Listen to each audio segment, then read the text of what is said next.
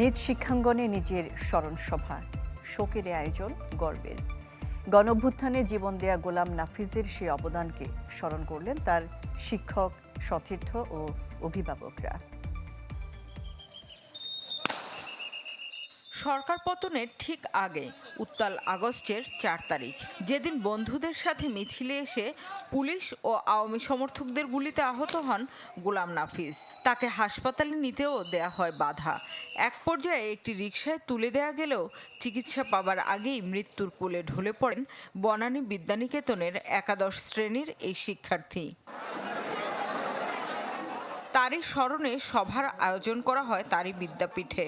এতে শিক্ষক সতীর্থদের সাথে সহমর্মিতা জানাতে যোগ দেন জুলাই শহীদ স্মৃতি ফাউন্ডেশনের সাধারণ সম্পাদক এবং উত্তরায় নিহত মীর মাহফুজুর রহমান মুগ্ধর ভাই।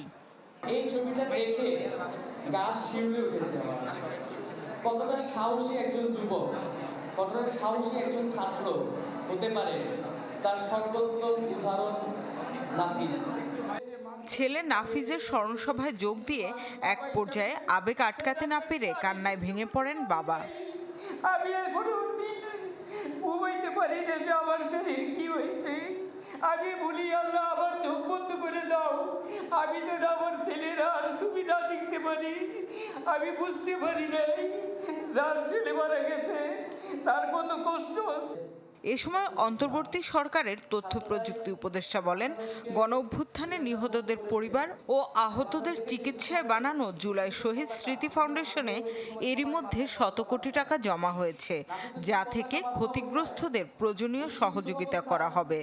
তাদের যে দোসররা রয়েছে তারা কিন্তু এখনো পরিকল্পনা করে যাচ্ছে। আমাদেরকে ঐক্যবদ্ধভাবে সেটা প্রতিহত করতে হবে। ফ্যাসিস্টদের সাথে কোনো ধরনের উদারতার প্রশ্নই আসে না। তাদেরকে বিচারের আওতায় আনতে হবে এবং এমন কঠোরতম বিচার দিতে হবে যাতে শুধু বাংলাদেশে নয়, পুরো পৃথিবীর বুকে নিদর্শন থাকে।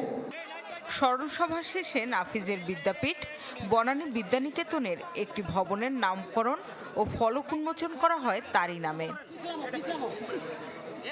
শামিমা সুলতানা, চ্যানেল 24, ঢাকা।